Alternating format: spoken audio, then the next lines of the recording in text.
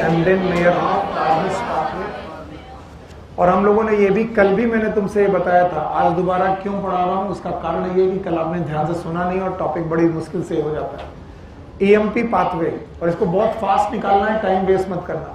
EMP pathway को 3 लोगों ने डिस्कवर किया, एक कौन, एम्डेन, और एक कौन, मेयरहॉफ, और तीसरा कौन, Parnas. Embden Meyerhof Parnas pathway, that's why it is known as Embden Meyerhof Parnas pathway. और इस पाथवे में ग्लूकोज से बनता है पायरुविक एसिड। क्या बनता है, पायरुविक। और ग्लूकोज में कितने कार्बन, 6, पायरुविक एसिड में 3, इसलिए कितने मोल, 2 मोल। कितने स्टेप का प्रोसेस है, 10। 10 स्टेप का प्रोसेस है। कहाँ होता है, साइटोप्लाज्म, क्योंकि बेटा रेस्पायरेशन 2 ही जगह हो सकता है, या तो साइटोप्लाज्म या तो माइटोप्लाज्म। एक कहाँ पर, साइटोप्लाज्म, दूसरा।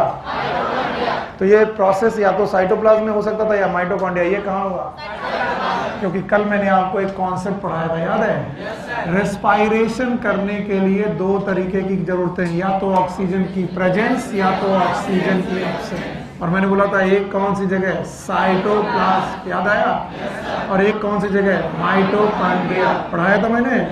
और मैंने बोला था साइटोप्लाज्म और माइटोकॉन्ड्रिया में अगर कोई रिएक्शन कहाँ पर होगी, माइटोकॉन्ड्रिया, उसके लिए ऑक्सीजन इज नेसेसरी, यस और नो।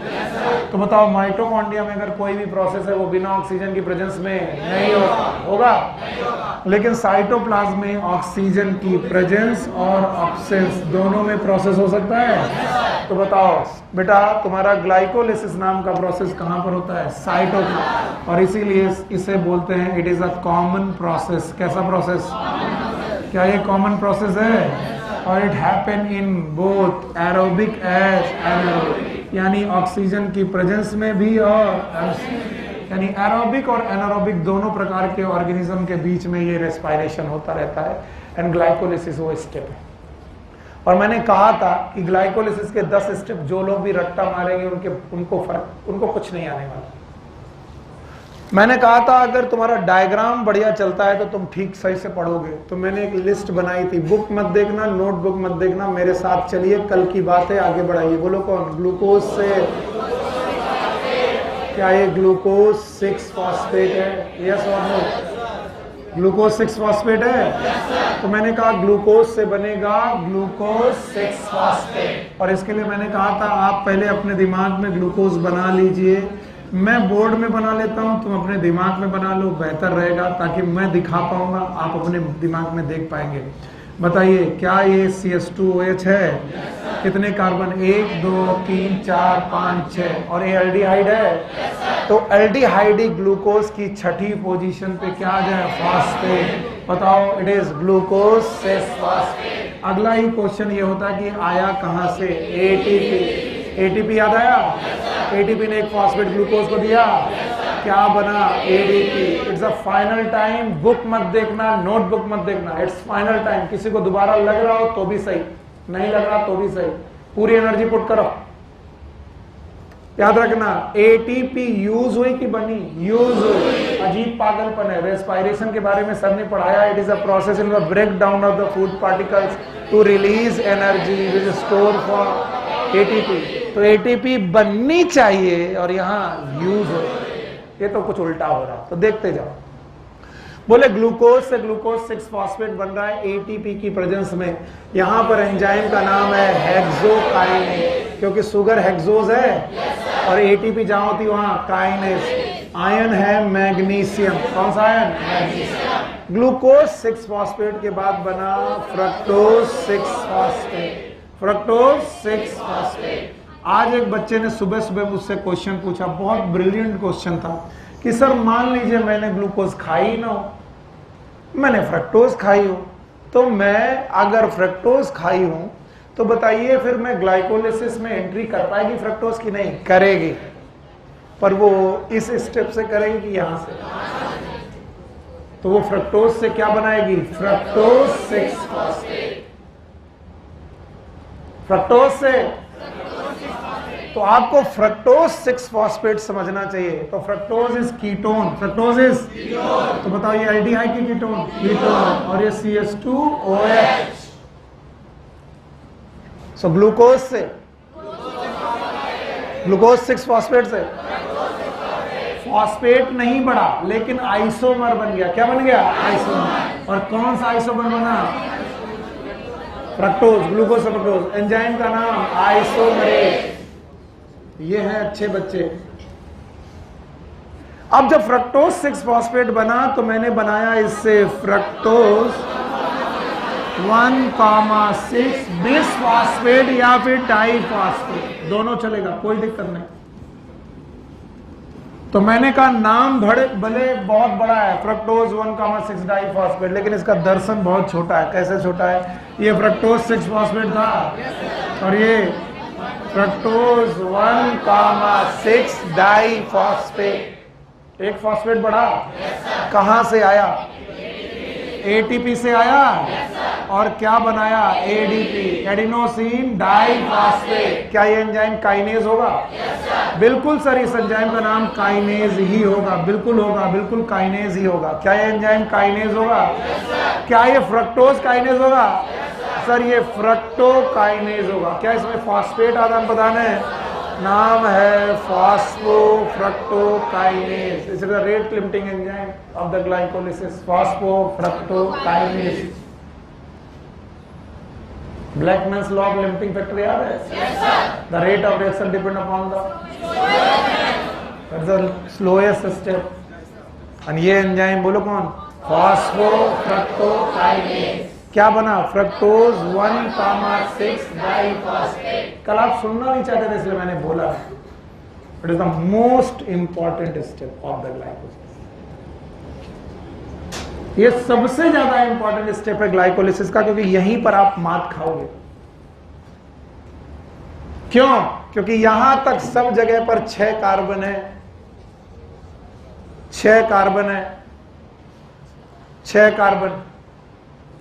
और इस स्टेप के बाद होगा क्लीवेज। बोलो क्या होगा?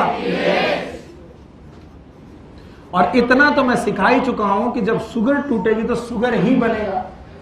यस और नो? कितने कार्बन की?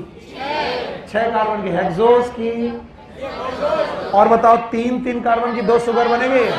नाम बताओ? ट्रायोज। और मैंने बना के दिखाया, देखो यहां पर, यहां से तोड़ो। अगर ये ग्लिसरॉल होता, क्या होता? ग्लिसरॉल। अगर ये होता एसीटोन, अगर CH3OH ना होता तो ये CH3 होता, ये CH3 होता, ये OH ना होता, ये OH ना होता, तो इसका नाम होता एसीटोन। लेकिन अभी तो फिलहाल यहाँ OH है, तो बताओ डाई हाइड्रोक्सी एसीटोन फॉस्फेट। क्या नाम है? तो एक है di hydroxy acetone phosphate. Yes और नो? हाँ, किसी को ढाप कहना अच्छा लगता है, ढाप, छुपन छुपाई खेल रहे। Dihydroxy acetone phosphate. और एक प्रोडक्ट आपका बनेगा, yes, it is known as, मैंने कहा इसे हटा दो और इसको देखो, क्या ये ग्लिसरॉल है? और अगर यहाँ पर O आ जाए तो ग्लिसरॉल्डिहाइड। फिर बोलो, कार्बन नंबर 1 2 3, तीसरी पोजीशन पे फॉस्फेट। नाम बताओ? 3 फॉस्फोग्लिसरॉल्डिहाइड। It is 3 फॉस्फोग्लिसरॉल्डिहाइड। मत भूलना कभी भी कि क्या ये स्टेप है। मैं बता रहा हूं, इस जगह पर एंजाइम यूज होता है एल्डोलेस। फिर से बोलो, एल्डोलेस। यहां तक आ पाओगे? इधर देखना नहीं तो मैं मान जाऊं, इधर अगर ना देखो तो मान जाऊं मैं। अपने मन में देखो। पहला glucose, glucose 6 phosphate, fructose 6 phosphate, fructose 1,6 diphosphate. Cleavage हुआ? 2 मॉलिक्यूल बने। एक डाई हाइड्रोक्सी एसीटोन फॉस्फेट, एक 3 फॉस्फोग्लिसरॉल्डिहाइड। बहुत मुश्किल है। 3 phosphoglyceraldehyde is a very simple compound. Glycerol का aldehyde, it is 3 phosphoglyceraldehyde. Yes और no? It is CHO, CHOS, CH2OH। और यहां पर फॉस्फेट, नाम बताओ? 3 फॉस्फोग्लिसरॉल। किससे पीछे छोड़ा? किससे आगे बढ़े? 3 फॉस्फोग्लिसरॉल्डिहाइड से बनाया 1,3 डाइफॉस्फोग्लिसरॉल्डिहाइड। मतलब बड़ा नाम है, दर्शन बहुत छोटा है। ये देखो 1,3 डाई फॉस्फोग्लिसरॉल्डिहाइड, फॉस्फेट घटा के बढ़ गया। और जब जब फॉस्फेट बढ़ा है क्या यूज हुई है? जब जब फॉस्फेट बढ़ा है क्या यूज हुई है? ATP, बनी की यूज हुई, बनी की यूज हुई। तो यहां पर भी फॉस्फेट बढ़ रहा है, क्या यूज होगा? बोलो बोलो, H3PO4। यहां ATP यूज नहीं है, क्या यूज होगा? H3PO। और इस स्टेप की वजह से मैंने आपको C3 साइकिल दोबारा पढ़ा दी थी, याद है? भले ज्यादा लगे पर पढ़ो फिर से। RUBP याद है? कितने कार्बन? CO2 जुड़ा, क्या बना? 3 फॉस्फोग्लिसरिक एसिड, एल्डिक एसिड। बहुत अच्छा लगेगा जब आप इन टॉपिक को सही ढंग से पढ़ोगे। 3 फॉस्फोग्लिसरिक एसिड से 1,3 डाई फॉस्फोग्लिसरिक एसिड बना। फिर से बोलो, 1,3 डाई फॉस्फोग्लिसरॉल्डिहाइड बना। फिर बोलो 3 फॉस्फोग्लिसरॉल्डिहाइड बना। बताओ यहां पर ATP यूज हुआ था? यस और नो? यहां पर NADPH यूज हुआ था, क्योंकि यहां पर ऑक्सीडेशन की रिडक्शन, और यहां पर 1,3 से 3 बना। फॉस्फेट बना था कि निकला था? किससे? H3PO4 से, पक्का?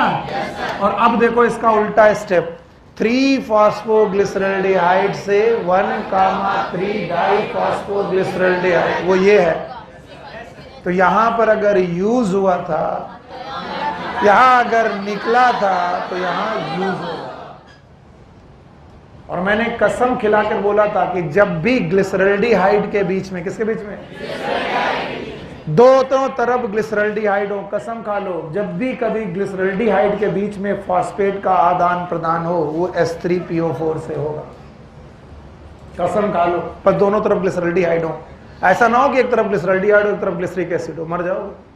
यहां पर भी 3 फॉस्फोग्लिसरॉल्डिहाइड, यहां पर 1,3 डाई फॉस्फोग्लिसरॉल्डिहाइड। और आगे जिनको रटने में दिक्कत आ रही है वो इस ग्लाइकोलिसिस को उल्टा पढ़ ले। ये ग्लाइकोलिसिस है का उल्टा है। बताओ अगर 3 फॉस्फोग्लिसरॉल्डिहाइड से 1,3 तो 1,3 से 1,3 डाई फॉस्फोग्लिसरिक एसिड। यहां से चलो 3 फॉस्फोग्लिसरॉल्डिहाइड से 1,3 डाई फॉस्फोग्लिसरिक एसिड। बताओ एल्डिहाइड से क्या बना? तो अगर ये था रिडक्शन तो ये है ऑक्सीडेशन। यहां हाइड्रोजन जुड़ा था तो यहां हाइड्रोजन निकलेगा और इस हाइड्रोजन को पकड़ेगा NAD। फिर से बोलो, और क्या बनाएगा? NADH। यहां NADPH यूज हुआ था, यहां NADH बना। और कभी भूल जाए तो याद रखना कि हाइड्रोजन का निकलना इट इज ऑक्सीडेशन। और जिस पॉइंट में भी एल्डिहाइड एसिड में कन्वर्ट हो, किसमें? एल्डिहाइड और एसिड में कन्वर्ट हो, वहां क्या हो रहा है? ऑक्सीडेशन। और अगर ऑक्सीडेशन हो रहा है तो उस जगह पर क्या बनेगा? NADH यूज होगा कि बनेगा? ना 1,3 डाई फॉस्फोग्लिसरिक एसिड से बना 3 फॉस्फोग्लिसरिक एसिड। यस और नो? आपको नहीं लग रहा कि 1,3 diphosphoglyceric acid 3 phosphoglyceric acid बनने पर फॉस्फेट बढ़ा कि कम हो गया? कम हो गया। और किसने पकड़ा होगा? ADP पकड़ा होगा। और क्या बनाया होगा? ATP is the first step where ATP actually form. Otherwise हर जगह ATP यूज। और मैंने इसीलिए इस रिएक्शन को तुम्हारे सामने उल्टा बना के दिखाया। बताओ ये क्या है? ये क्या है? ये क्या है? ये क्या है? ये क्या है? ये क्या है? ये क्या है? ये क्या है? बताओ ये ग्लाइकोलिसिस का उल्टा है। और आगे ग्लूकोज तक जाना है क्योंकि इसी के 2 मोल क्या बनाएंगे? ग्लूकोज। तो ये पूरा स्टेप क्या कहलाएगा? रिडक्शन। क्या इसी का नाम ग्लाइकोलिटिक रिवर्सल है? तो मैंने कल भी पढ़ा दिया था लेकिन सुना कम लोगों ने था, इसलिए आज पुख्ता तरीके से बता रहा हूं कि केल्विन साइकिल में 3 स्टेप। पहला स्टेप कार्बोक्सिलेशन, रिडक्शन, रीजनरेशन। इसका नाम रिडक्शन का कोई दूसरा नाम भी हो सकता है। इट इज अ उल्टा of glycolysis and that's why it is known as glycolytic reversal. और रट्टा नहीं मारोगे तो याद रहेगा। यहां तक तो आसान थी याद करना, यहां के बाद मुश्किल था, तो C3 साइकिल ने मदद कर दी। C3 साइकिल का सीधा कि उल्टा? उल्टा। यहां तक पहुंच गए? चलो यहां तक पहुंच गए, मुझे ये जगह खाली चाहिए। आप फिर से बोर्ड में मत देखना, ईमानदार हो तो मत देखना, और कोशिश करना कि स्टेप दिखाई पड़े, उधर मत देखना। ग्लूकोज से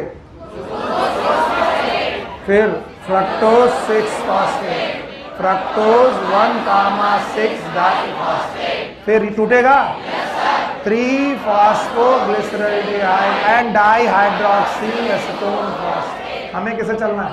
3 फॉस्फोग्लिसरॉल्डिहाइड। आगे चलो 1,3 डाइफॉस्फोग्लिसरॉल्डिहाइड, और चलो 1,3 डाइफॉस्फोग्लिसरिक एसिड, और चलो 3 फॉस्फोग्लिसरिक एसिड। तो यहां तक आना आसान था और यहां तक आना उल्टा ऑफ C3 साइकिल। नहीं आया? अब जरा इनकी शक्ल देखो 3 फॉस्फोग्लिसरिक एसिड की, देखोगे तो तुम्हें समझ में आएगा। COOH, CHOH, और ये रहा CH2OH, और यहां का फॉस्फेट, बोलो क्या है? 3 फॉस्फोग्लिसरिक एसिड। आगे सुनना, 3 phosphoglyceric acid is going to form 2 phosphoglyceric acid. आधे मूर्ख बच्चे कहते हैं कि एक फॉस्फेट का और लॉस हो गया। फॉस्फेट का लॉस, फॉस्फेट तीसरी पोजीशन से दूसरी पोजीशन चला गया। फॉस्फेट का लॉस जो यहां पर ATP बना बैठो तुम।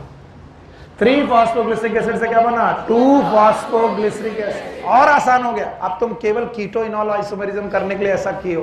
कौन सी आइसोमेरिज्म? कीटो इनॉल आइसोमेरिज्म सुने हो? उसी तरीके की एक आइसोमेरिज्म है जो इस सेकंड पोजीशन पे फॉस्फेट पहुंचते ही होने लगती है। इसीलिए 2 phosphoglyceric acid is converted into phosphoenol pyruvic acid.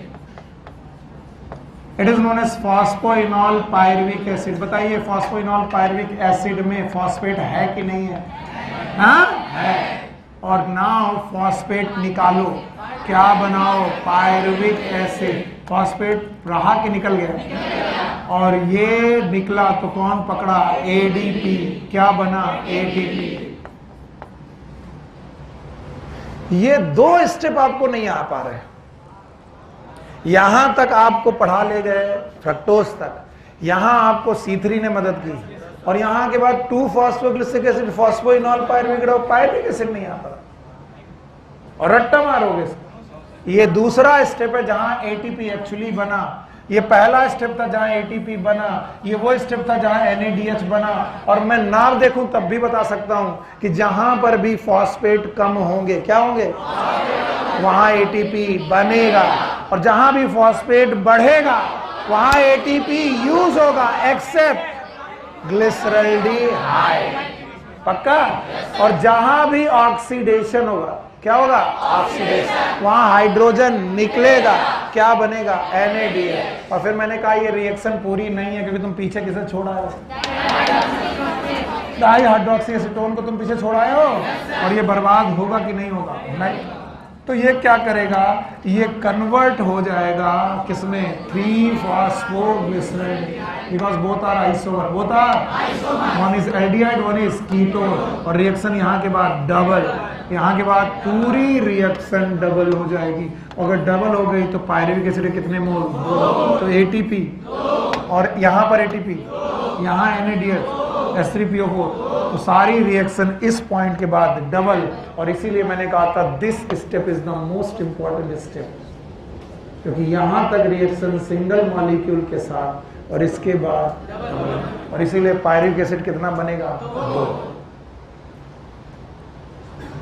मन तो मेरा तुरंत मिटा देने का कर रहा, लेकिन एक बार घूर के देख लो। अब बोर्ड नोटबुक में देखने नहीं दो, और मैं तुमसे ये सारे क्वेश्चन पूछे बिना आगे बढ़ने भी नहीं दूं, क्योंकि ग्लाइकोलिसिस नहीं आई तो तुम सब मिट्टी कर दोगे।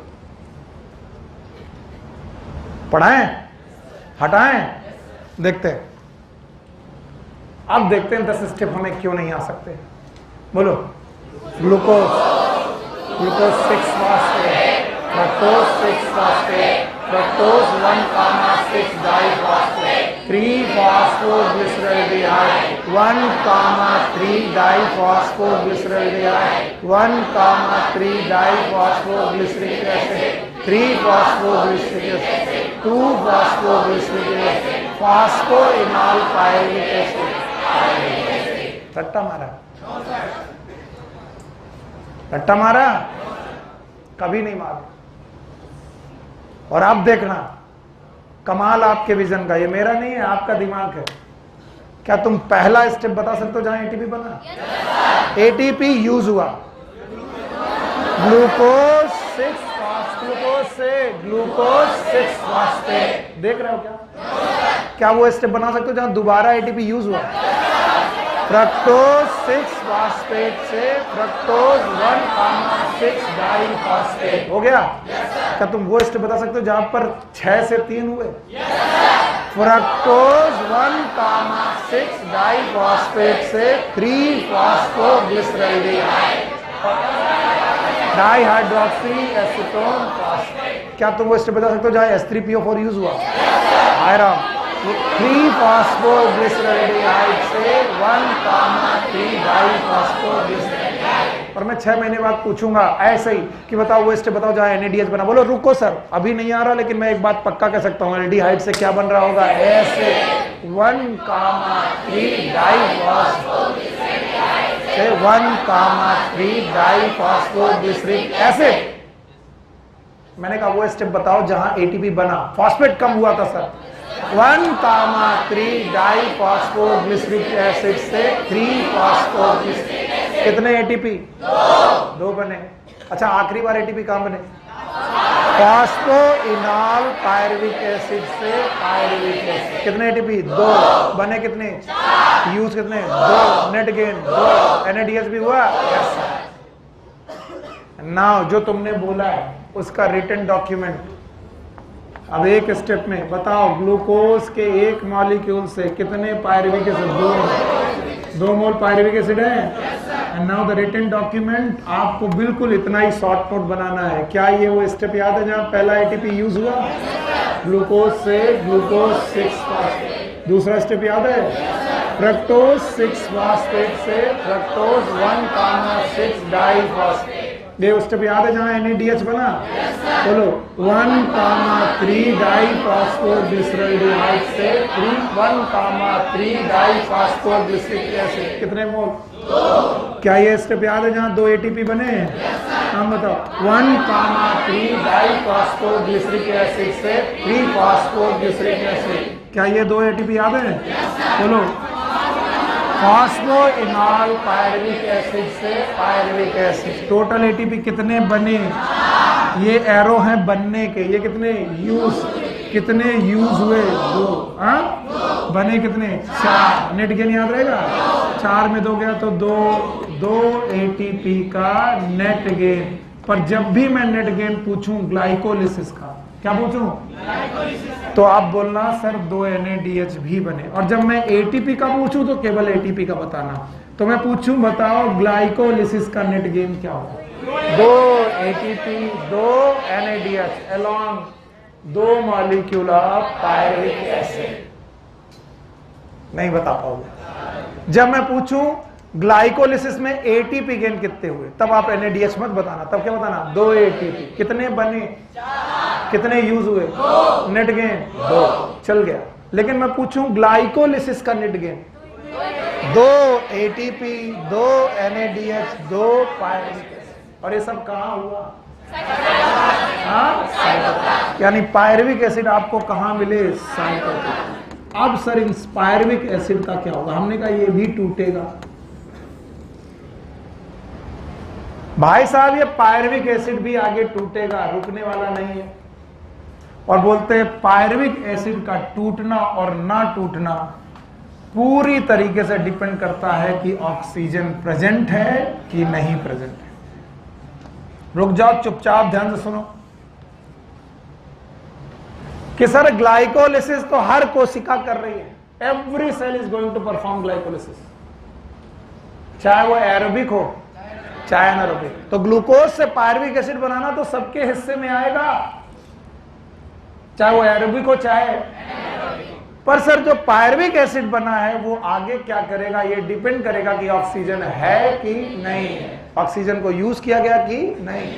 अगर ऑक्सीजन को यूज किया गया तो आप घुसो माइटोकॉन्ड्रिया में, कहां घुसो, और आपका एक अलग ही प्रोसेस चालू होगा और जिसका नाम है एरोबिक रेस्पायरेशन। फिर से बोलो, यानी यही तुम्हारा पायरुविक एसिड माइटोकॉन्ड्रिया में एंट्री करके एरोबिक रेस्पायरेशन करने चला गया। फिर किसी ने बोला सर अगर ऑक्सीजन ना प्रेजेंट हुआ तो हमने कहा तो फिर आपको माइटोकॉन्ड्रिया में एंट्री, और आप जहां हो वहीं पड़े रहोगे। कहां हो, यानी आप साइटोप्लाज्म में और साइटोप्लाज्म में ही पड़े रहोगे और आप रेस्पायरेशन करोगे एनारोबिक। फिर से बोलो, आप एनारोबिक रेस्पायरेशन करने लगोगे। और इस एनारोबिक रेस्पायरेशन का एक प्रकार का रेस्पायरेशन है फर्मेंटेशन। फिर से बोलो, इसका मतलब फर्मेंटेशन करने वाले लोग माइटोकॉन्ड्रिया का यूज करते हैं कि नहीं? कितना आसान है, कहां इसमें रट्टा है। आपने ग्लूकोज से पायरुविक एसिड बना लिया, अब ये पायरुविक एसिड से एरोबिक जाना है कि एनारोबिक जाना है, कौन डिसाइड करेगा? ऑक्सीजन। अगर आप ऑक्सीजन यूज कर रहे हो तो कहां जाओ? माइटोकॉन्ड्रिया में जाओ। कहां जाओ? माइटोकॉन्ड्रिया। तो बताइए अगर आप माइटोकॉन्ड्रिया में गए तो it is again a sequence of reaction जो माइटोकॉन्ड्रिया में चलेंगी, और अगर आप माइटोकॉन्ड्रिया में नहीं गए तो कहां पड़े रहेंगे? साइटोप्लाज्म। और आप कहां करेंगे? फर्मेंटेशन। तो पहले फर्मेंटेशन निपटा लिया जाए, क्योंकि ये ब्रिज है। क्या है? ब्रिज। ऐसा नहीं होगा कि सर पहले ग्लाइकोलिसिस होगा फिर फर्मेंटेशन होगा फिर एरोबिक होगा, नहीं, पहले ग्लाइकोलिसिस होगा उसके बाद या तो एरोबिक, दोनों एक साथ। अगर ऑक्सीजन प्रेजेंट तो एरोबिक रेस्पायरेशन, एब्सेंट तो फर्मेंटेशन। तो फिलहाल हमारा नेक्स्ट टॉपिक होना चाहिए फर्मेंटेशन। एनसीईआरटी देखो। So next topic is fermentation.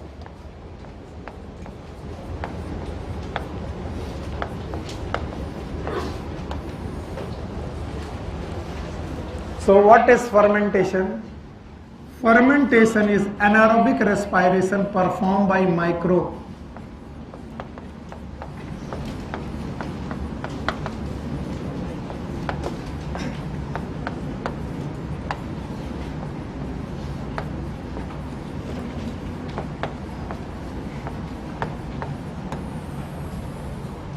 अब बताओ, मेरी थाई मसल दौड़ने की वजह से ऑक्सीजन यूज नहीं कर पाई और एनारोबिक रेस्पायरेशन करने लगी, क्या ये फर्मेंटेशन है? क्योंकि I am not the microbe. तो फर्मेंटेशन के लिए दोनों बातें जरूरी हैं, एक ये कैसा है? एनारोबिक, और दूसरा कौन परफॉर्म कर? फर्मेंटेशन। याद रहेगा, in the fermentation it is a partial breakdown of glucose only. पूरा ब्रेकडाउन क्या? आधा। Partial breakdown, incomplete breakdown glucose into different product.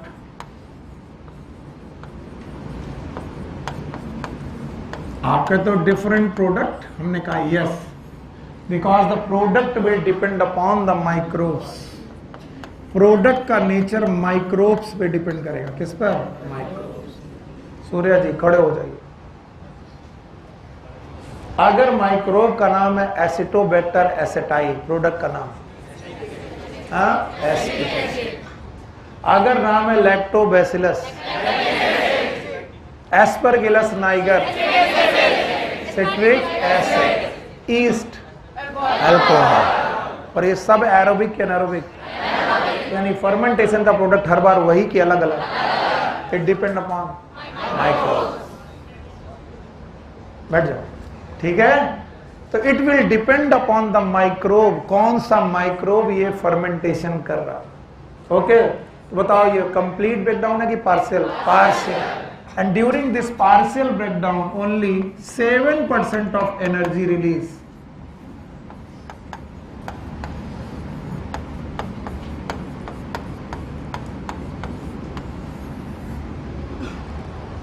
यानी पूरे ग्लूकोज की आप कितनी एनर्जी यूज कर पाए? 7। सो ग्लूकोज की केवल आप 7% एनर्जी ही यूज कर पाते। सो फर्मेंटेशन इज कंप्लीट बैकग्राउंड और इनकम्प्लीट? इनकम्प्लीट। Why incomplete? केवल 7% एनर्जी यूज कर पाओगे। हालांकि मैंने पढ़ाया नहीं है, फिर भी लिख रहा हूं। फर्मेंटेशन से आपको केवल 2 एटीपी का गेन होता है, वो भी ग्लाइकोलिसिस वाली। कौन सी वाली? क्योंकि जिसको भी फर्मेंटेशन करना है उसे ग्लाइकोलिसिस करनी ही पड़ेगी। यस और नो? तो केवल कितने एटीपी का गेन होता है? 2। और अगर कहीं ग्लूकोज पूरी तरीके से जल जाता, पूरी तरीके से बेटा एरोबिक रेस्पिरेशन कर पाता, तो आपको 38 एटीपी मिलती। कितनी? या फिर 36 एटीपी मिलती। तो 2/36 गुणे 100 निकाल लो, कितना परसेंट? 7। नहीं समझ में आया? तो ऑलमोस्ट 7% एनर्जी ही मिल रही है। मतलब कंप्लीट ब्रेकडाउन की पार्शियल। एरोबिक रेस्पिरेशन होता तो कंप्लीट ब्रेकडाउन होता और 38 एटीपी मिलती, लेकिन इसमें कितनी एटीपी मिल रही है? 2। कैसे मिल रही हैं और क्या हो रहा है, आओ देखें। हालांकि बुक ने केवल 2 माइक्रोब उठाए हैं, इसलिए मैं 2 ही माइक्रोब पढ़ाऊंगा। एक माइक्रोब उन्होंने लिया है ईस्ट और एक माइक्रोब उन्होंने लिया है लैक्टोबैसिलस। प्रोडक्ट आपको पता है और मुझे इस बात की खुशी है कि तुमको मैं प्रोडक्ट पहले ही पढ़ा चुका हूँ। NCERT 2 आप पहले से पढ़ चुके हैं, इसलिए आप अवेयर हैं। बताओ, इनमें ग्लूकोज से क्या बनेगा? Alcohol C2H5OH plus CO2। कैसे बनेगा वो मैं पढ़ाता हूँ, अभी रुक जाओ। और इसमें बनेगा लैक्टिक एसिड। फिर से बोलो, इसमें लैक्टिक एसिड बनेगा। यस और नो? यस। CO2 नहीं बनेगी। तो बताओ, लैक्टोबैसिलस क्या बनाएंगे? Lactic acid. और ईस्ट क्या बनाएंगे? अल्कोहल। और दोनों के प्रोडक्ट वही के अलग अलग। माइक्रोब बदल दिया, प्रोडक्ट बदल गया। मैंने कहा यही नहीं, एस्टोबैक्टर एसिटाइल ले लो, एस्टिक एसिड, एस्परगिलस नाइगर ले लो, क्लॉस्ट्रिडियम ब्यूटाइलिकम ले लो, ब्यूटाइल। माइक्रोब बदलो, प्रोडक्ट बदल गया। और हमारे पास फर्मेंटेशन सारे प्रोडक्ट का दिखाएगा कि 2 का? एक किसका? ईस्ट का, दूसरा का। तो बोले आइए फर्मेंटेशन की इन बातों के साथ वो बातें भी पढ़ लें। पढ़े? चलो बोलो। फर्मेंटेशन इज एरोबिक या एनारोबिक? एनारोबिक रेस्पिरेशन है, तो ब्रेक डाउन ऑफ ग्लूकोज होगा एरोबिक या एनारोबिक? एनारोबिक। कंप्लीट की पार्शियल? पार्शियल ब्रेकडाउन में जो एनर्जी निकलेगी वो टोटल ग्लूकोज की लगभग 7% है। और बताइए इसमें प्रोडक्ट हर बार एक ही के अलग अलग, एंड इट डिपेंड अपॉन, अगर ईस्ट है तो अल्कोहल, अल्कोहल है। अगर ईस्ट है तो अल्कोहल, अगर लैक्टोबैसिलस हाँ। आइए सबसे पहले आपको एक कॉमन साइकिल पढ़ाई जाए, तो मैं ये सेल मान लेता हूं, जैसा एनसीईआरटी में दिया है पहले वो करने की कोशिश करता हूं ताकि आपको समझ में आ जाए। और इन्होंने बोला है कि कोई भी बंदा जो फर्मेंटेशन करेगा वो ग्लाइकोलिसिस जरूर करेगा, और हमारे बच्चे तैयार हैं ग्लाइकोलिसिस समझने के लिए। ग्लूकोज याद है? yes, और मुझे बच्चे याद करो क्या ग्लूकोज से पायरुविक एसिड बना था? और आपको कुछ इंपॉर्टेंट स्टेप याद होंगे, याद है? अच्छा बताओ, क्या आपको ये स्टेप याद है जहाँ एटीपी यूज हुआ था, दूसरा यूज हुआ था? पक्का? अच्छा बताओ, क्या आपको 1,3 डाइफॉस्फोग्लिसरॉल्डिहाइड याद है? चलो ये एक मैंने प्रोडक्ट ऐसे ही बना लिया कि बीच में कहीं बनता है, तो मान लो कि बनता है, वैसे तो बनता है, यहाँ तक पहुंच पाओगे? ग्लूकोज से ग्लूकोज 6, फ्रक्टोज 6, फ्रक्टोज 1,6, 3 फॉस्फोग्लिसरॉल्डिहाइड 1,3 डाइफॉस्फोग्लिसरॉल्डिहाइड। पहुंच गए? चलो 1,3 डाइफॉस्फोग्लिसरॉल्डिहाइड से 1,3 डाइफॉस्फोग्लिसरिक एसिड। पक्का? बताओ क्या बनेगा? NAD से NADH। तो जरूर मुझे कोई जरूरत होगी जो मैंने स्टेप लिखा, बाकी स्टेप नहीं लिखे, ये क्यों लिखा? जरूर कोई बात होगी जो सर ने लिखा। हमेशा सोचा करो कि इतने सारे स्टेप तो नहीं लिखे, यही क्यों लिखा? जरूरत है, क्योंकि इन स्टेप पे एटीपी इस पे एटीपी। अब इसके बाद वाले स्टेप तुम्हें याद होंगे, मैं लिखूंगा नहीं। जहां पर एटीपी बनता है, बताओ यहां पर एटीपी कितना, 2, और आखिरी में एटीपी कितना, 2। टोटल कितने एटीपी, 4। पक्का? तो बताओ टोटल तुम्हारे पास कितने एटीपी आ गए, 4। पक्का? और आपको मालूम है ये मॉलिक्यूल कितना है, 2, ये वाला 2, तो पायरुविक एसिड 2। ये रिएक्शन हर बंदा करेगा, और इस रिएक्शन को बार बार पढ़ाने का मतलब है आप पहली बार में नहीं समझे तो बेकार है। इस प्रोसेस का नाम क्या था, ग्लाइकोलाइसिस। अब ये रिएक्शन डिपेंड करती है कि ये सेल किसकी है। ये सेल, अगर ये सेल ईस्ट की है, किसकी है, ईस्ट की, तो बेटा ईस्ट का फर्मेंटेशन होगा in a enzyme known as alcohol dehydrogenase.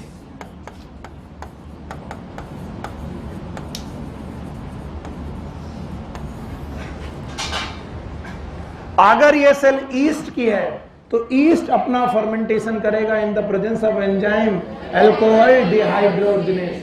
और पायरुविक एसिड के 3 कार्बन से, कितने कार्बन, 2 कार्बन का प्रोडक्ट बनाएगा C2H5OH, इट इज एथेनॉल, और 1 कार्बन डाइऑक्साइड बाहर निकलेगी पर मोल। कितने मोल, और इस पर मोल कन्वर्जन में 1 NaDH यूज होगा। क्या यूज होगा, 1 Na, यानी 1 NaDH यूज होगा। बनेगा कि यूज होगा, और क्या बनाएगा, NAD। तो अगर 2 मोल पायरुविक एसिड से 2 मोल इथेनॉल और 2 मोल CO2 बनाना चाहते हो तो ये रिएक्शन 1 बार कि 2 बार, हाँ? फिर से सुन लो ना, समझ में आया। 1 पायरुविक एसिड से 1 इथेनॉल, तो 2 पायरुविक एसिड से 2 इथेनॉल, तो 2 NaDH से 2 NAD। मेरा अगला ही क्वेश्चन है, NaDH आए कहां से, कितने बने थे, दोनों यूज हो गए। और नहीं तो सर हो सकता है कि ये कोशिका, ओके, दिस इज लैक्टोबैसिलस। ये क्या बेटा, लैक्टोबैसिलस। और अगर लैक्टोबैसिलस है, यानी कि ये कोशिका ईस्ट की है कि लैक्टोबैसिलस, बताइए। ये फंगस था और ये बैक्टीरिया। तो अगर ये लैक्टोबैसिलस की कोशिका है तो यहां एंजाइम काम करेगा लैक्टेट डिहाइड्रोजिनेस। लैक्टेट डिहाइड्रोजिनेस, और इस लैक्टेट डिहाइड्रोजिनेस से बनेगा लैक्टिक एसिड। और भाइयों बहनों, लैक्टिक एसिड में होते हैं 3 कार्बन। कितने कार्बन, तो 3 कार्बन के पायरुविक एसिड से 3 कार्बन का लैक्टिक एसिड CO2 निकलेगा कि नहीं, नहीं निकलेगा, निकलेगा। इसका मतलब है 1 मोल पायरुविक एसिड से 1 लैक्टिक एसिड, तो 2 मोल पायरुविक एसिड से 2 और यहां पर भी पर मोल लैक्टिक एसिड फॉर्मेशन में NaDH यूज होगा। तो 2 मोल NaDH से क्या बनेंगे, 2 मोल NAD, और ये दोनों NaDH यहां से आए। अब बच्चे मुझसे एक हैरानी भरा क्वेश्चन पूछते हैं कि सर 2 NaDH बने थे और 2 इधर चले गए, 2 इधर चले गए। तब मैं जानता हूं मैं चूक गया। मैं क्यों चूक गया, क्योंकि तुम समझ रहे हो ये दोनों रिएक्शन एक साथ चलेंगे। तो या तो ये बंदा है ईस्ट, तो ये रास्ता अपना रहा, और या तो ये बंदा है लैक्टोबैसिलस, तो ये बना रहा। ऐसा नहीं है कि ईस्ट में एक रिएक्शन ये और एक रिएक्शन ये, या लैक्टोबैसिलस में एक रिएक्शन ये, एक रिएक्शन ये, ऐसा नहीं है। तो ये रिएक्शन दोनों एक साथ होंगी। ये किस में होगी, ईस्ट में, और ये कुछ पल्ले पड़ रहा है। ऐसा नहीं मतलब है कि सर ये जो 2 NaDH बने, या तो ये दोनों के दोनों इधर जाएंगे और ये 2 के 2 या ना इधर जाएंगे, और दोनों लोग एक ही की अलग अलग। ये कौन है, ईस्ट, और ये कौन है, और इस फर्मेंटेशन से प्रोडक्ट क्या बना, इथेनॉल। साथ में क्या निकली, CO2। हाँ, और यही CO2 आपकी बेकिंग में काम आती है। किसकी, बेकिंग। तो कई बार इसे बेकिंग ईस्ट भी बोलते हैं, और अल्कोहल की वजह से ब्रूइंग ईस्ट, सैक्रोमाइसिन सेरेस। यस और नो। अब सुनो, बोलते हैं सर नेट गेन निकालिए फर्मेंटेशन का। मैंने नेट गेन एटीपी का बोला कि नेट गेन बोला? बोला नेट गेन निकालिए, पूरा का पूरा नेट गेन फर्मेंटेशन से निकालिए। तो हमने कहा हम ग्लाइकोलिसिस का पहले नेट गेन निकाल ले। निकालो। 2 एटीपी यूज हुए, यस और नो? 2 एटीपी, सॉरी 4 एटीपी बने, फॉर्म हुए। अच्छा बताओ कितने नेट गेन हुए? एक नेट गेन ऑफ एटीपी हुआ था 2, यस और नो?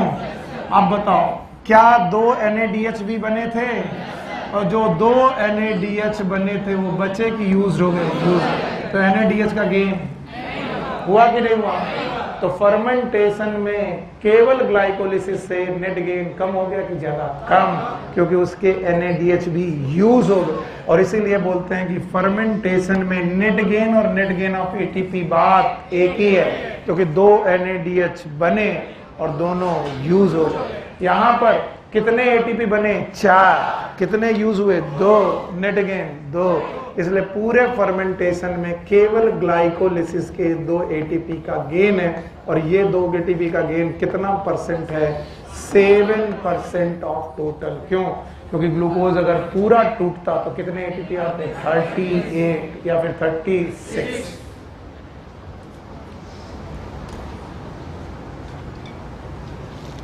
अभी भी नहीं आ रहा है? आया कि नहीं आया? आया? याद रखना, एनसीईआरटी एक बात और लिखती है कि फर्मेंटेशन एक डिस्ट्रक्टिव प्रोसेस है।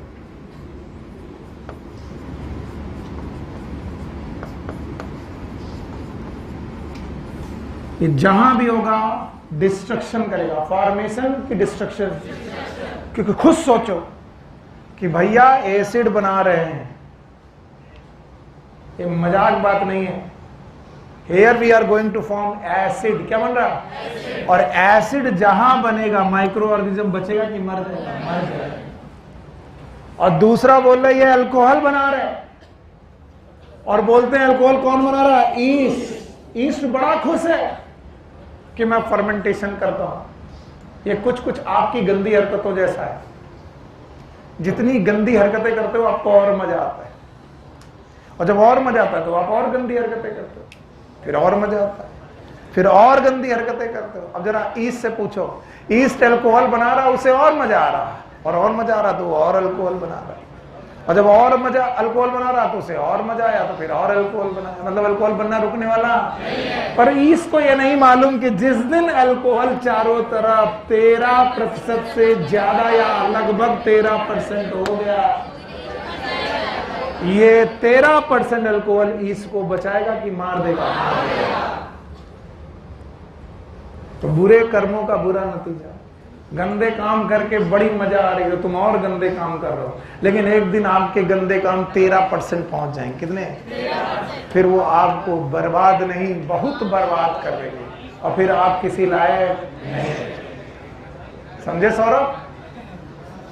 तो गंदे काम शुरुआत में बड़ा मजा आता है, काली पल्सर में बैठ करके चेन छीनने में। आजकल जो है ना, सुबह सुबह लोग वॉक पे जाते हैं, आंटी वॉक पे जा रही थी, एक चेन छीन के भाग गया सोने की। फिर एक दिन वो पाए जाते हैं हवालात में, और वहां पर उनका क्राइम कितना % बढ़ चुका है।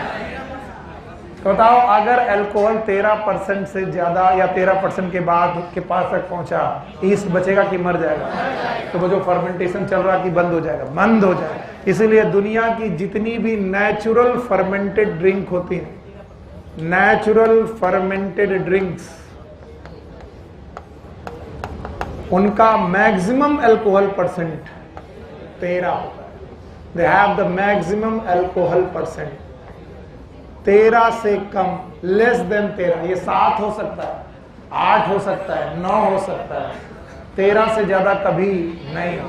तो बोलते सर हमने तो जो वाइन और वाइन है, नेचुरल जो फर्मेंटेड ड्रिंक है ये है बियर एंड वाइन।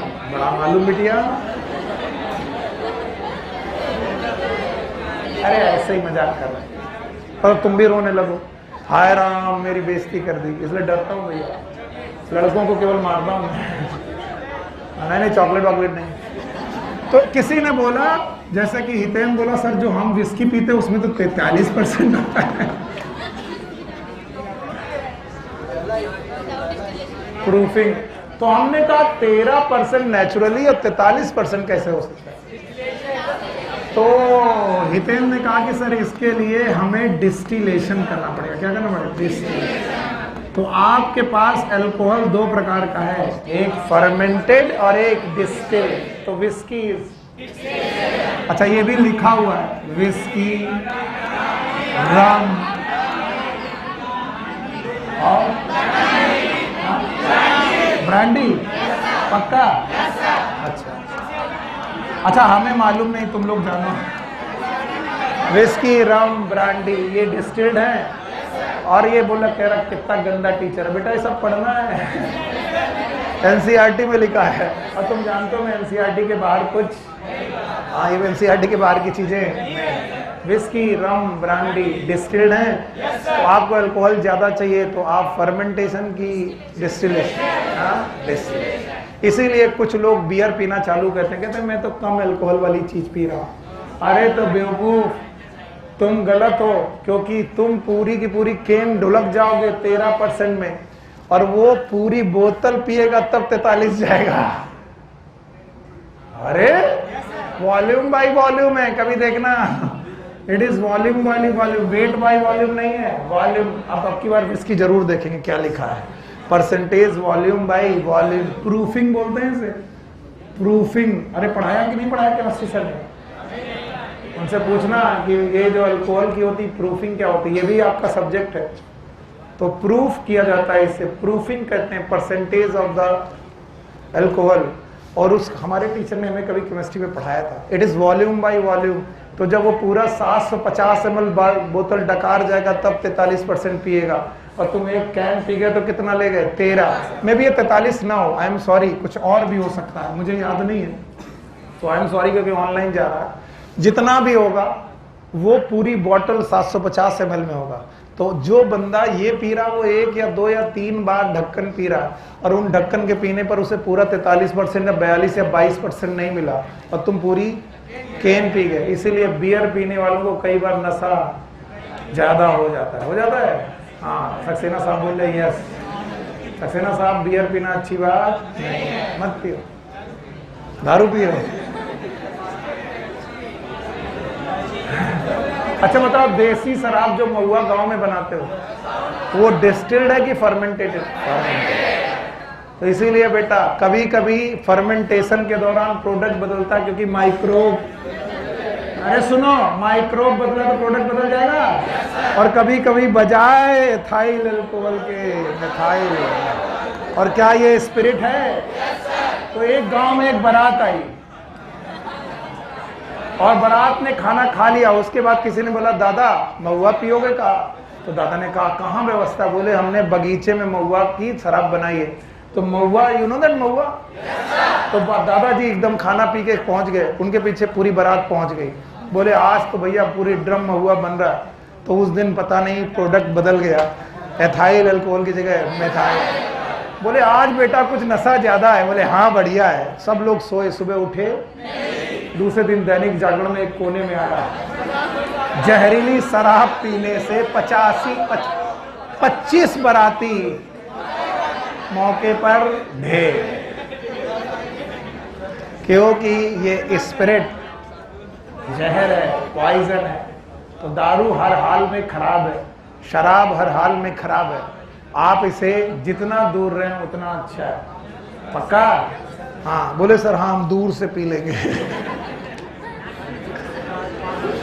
एक बच्चे ने मुझे बहुत पहले मैसेज किया था, सर शराब एक खराब चीज है, आइए इसे पी पी कर मिटा दे।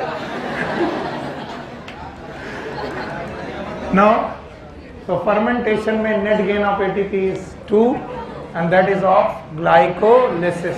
और नेचुरल फर्मेंटेशन के दौरान नेचुरल अल्कोहल का परसेंट 13% से ज्यादा नहीं, उससे ज्यादा चाहिए तो क्या करना पड़ेगा? Distillation. Now it is aerobic respiration.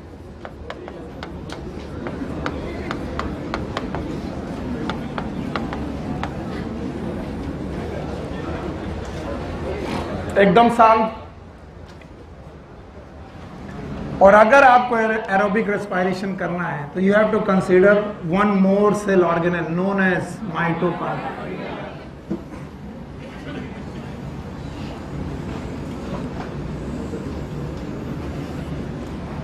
That is a mitochondria. एकदम शांति से सुनो। और अगर ये माइटोकॉन्ड्रिया है तो ये वाला पोर्शन मैं साइटोप्लाज्म मान लेता हूं। और मैं मानता हूं कि ग्लाइकोलिसिस हो चुकी है। बार बार वही बातें क्यों लिखनी कि ग्लूकोज से सर 2 मोल पायरुविक एसिड बन चुका है और अब ये 2 मोल पायरुविक एसिड माइटोकॉन्ड्रिया के अंदर एंट्री कर रहा है क्योंकि ऑक्सीजन की प्रेजेंस है और ऑक्सीजन की प्रेजेंस में माइटोकॉन्ड्रिया के अंदर एंट्री कर रहा है। और अगर ये एंट्री कर रहा तो कौन सा रेस्पिरेशन चालू है? एरोबिक। 5-10 मिनट की और बात है, अच्छे से सुनोगे तो अच्छा रहेगा, घर तक अच्छी चीज लेके जाओगे। तो जब भी पायरुविक एसिड माइटोकॉन्ड्रिया में घुसता है, अभी भी इसका ऑक्सीडेशन ही हो रहा है। पायरुविक एसिड से इथेनॉल बनने में भी ऑक्सीडेशन ही हो रहा था क्योंकि ऑक्सीडेशन क्या ब्रेक डाउन हो रहा था। यहां पर जो ऑक्सीडेशन हो रहा है वो किसकी प्रेजेंस में हो रहा है? ऑक्सीजन। कैसे बोलो? तो यहां पर जो ऑक्सीजन से के प्रेजेंस में पायरुविक एसिड का ऑक्सीडेशन हो रहा है, कुछ किताबें इसे लिंक रिएक्शन बोलती हैं। क्या बोलती हैं?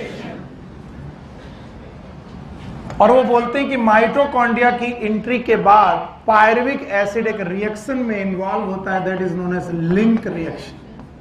और हम टीचर इसे खूब तेजी से पढ़ाते हैं लिंक रिएक्शन के नाम से।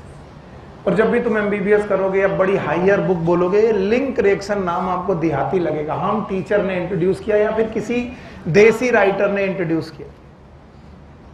लिंक रिएक्शन की बजाय इस रिएक्शन का नाम होना चाहिए aerobic oxidation of pyruvic acid. Aerobic oxidation of pyruvic acid. यानी अब जो पायरुविक एसिड है उसका ऑक्सीडेशन होगा, प्रेजेंस ऑफ ऑक्सीजन। तो ऐसा ऑक्सीडेशन क्या कहलाएगा? Aerobic oxidation of pyruvic. और इसीलिए मैं कहता हूं पायरुविक एसिड का स्ट्रक्चर बना लेना जरूरी है। It is CH3 C double bond O COOH। कितने कार्बन? 3। और बोलते हैं जब भी पायरुविक एसिड का एरोबिक ऑक्सीडेशन होगा इट विल स्टार्ट। ये क्वेश्चन CPMT में पूछा गया, किसी दिन भी नीट में आ सकता है। It will start from intermembranous space.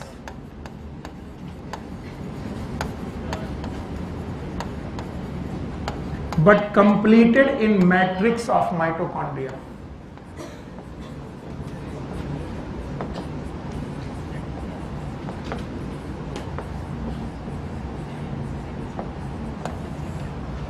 तो पायरुविक एसिड का ऑक्सीडेशन ऑक्सीजन की प्रेजेंस में इंटरमेम्ब्रेनस स्पेस से शुरू हो जाता है, लेकिन कंप्लीट कहां होता है? इसका मतलब इस ऑक्सीडेशन के प्रोडक्ट इंटरमेम्ब्रेनस स्पेस में बनेंगे कि मैट्रिक्स में? हाँ। और बोलते हैं पायरुविक एसिड एक पर्टिकुलर एंजाइम की प्रेजेंस में टूटता है। तो सारे लोग पहले एंजाइम के नाम पर ध्यान देंगे और जो लोग नाम पे ध्यान देंगे उन्हें प्रोडक्ट पढ़ने में जरा सा भी दिक्कत नहीं होगा। इस एंजाइम का नाम है पायरुवेट डिहाइड्रोजिनेस। Pyruvate dehydrogenase. लेकिन जैसा तुमने दोगले एंजाइम के बारे में सुना था रुबिस्को, इस एंजाइम के भी 2 काम है। कितने काम है? 2। तो मैं इस एंजाइम का नाम अपने जुगाड़ से याद रखता हूं, तुम लोग भी इसी तरह याद रखोगे। इस एंजाइम का नाम मैं याद रखता हूं पायरुवेट डिहाइड्रोजिनेस डीकार्बोक्सिलेज।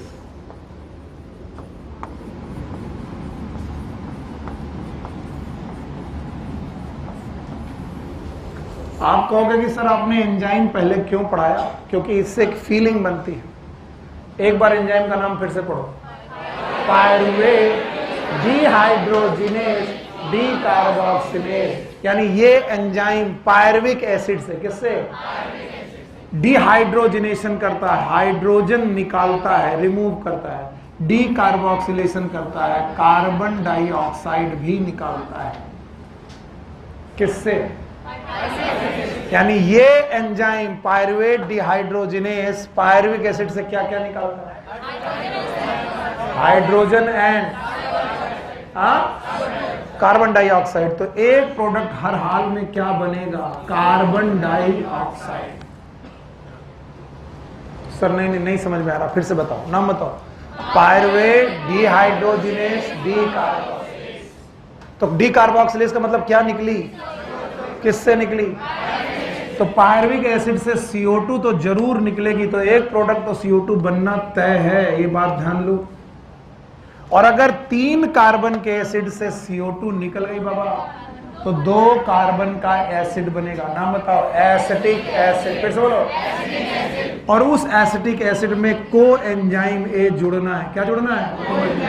तो 2 कार्बन का एक एसिड बनेगा। नाम बताओ। Acetyl coenzyme A. फिर से बोलो।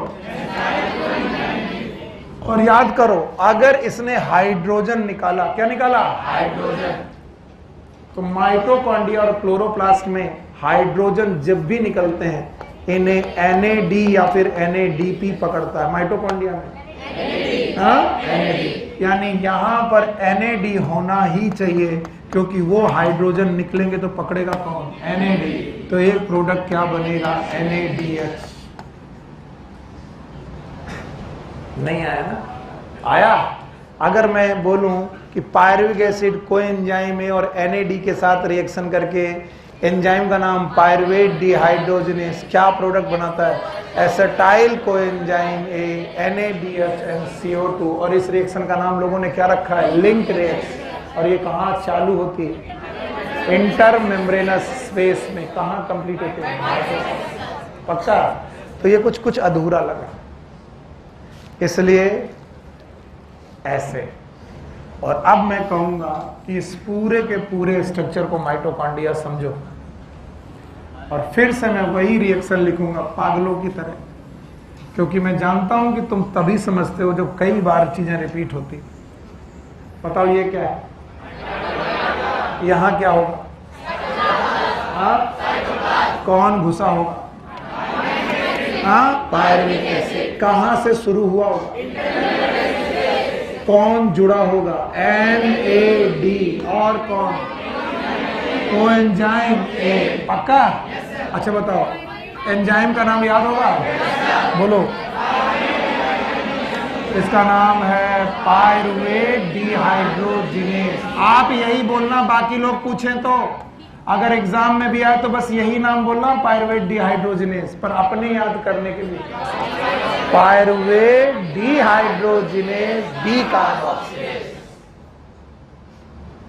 अगर कभी कोई एक ऑप्शन लगाना पड़े तो क्या लगाओगे? Pyruvate dehydrogenase.